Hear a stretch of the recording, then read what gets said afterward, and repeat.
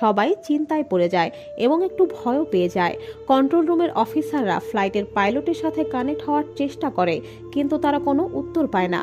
এই ঘটনা যতটা উৎসাহ তৈরি করেছিল, ততটাই ভেতরে ভয়ও ঢুকে গিয়েছিল।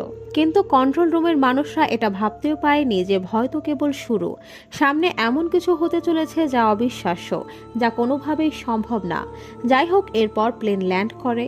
যখন পাইলটের সাথে যোগাযোগ করার চেষ্টা করা হয়, তখন তা সম্ভব হয় না। তখন এয়ারপোর্টের অফিসাররা ভেতরে যাওয়ার কথা ভাবে। যেভাবে হোক ওখানকার মানুষ প্লেনের দরজা খুলে, কিন্তু সবাই ভেতরে যাওয়ার নামেই কেঁপে উঠছিল। কারোরই সাহস হচ্ছিল না ভেতরে যাওয়ার। সবার মনে একটি প্রশ্নই ছিল যে আসলে প্লেনের ভেতরে হচ্ছেটা কি।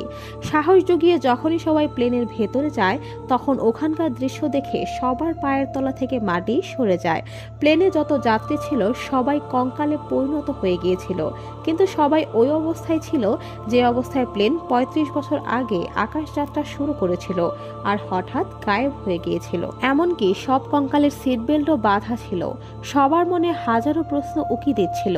এর উত্তর খোঁজার জন্য এয়ারপোর্ট অফিসাররা পেছনের দরজা খুলে পাইলটের কাছে যায়, কিন্তু যখনই তারা দরজা খুলে, সবার চোখ চড়ক গাছ হয়ে যায়।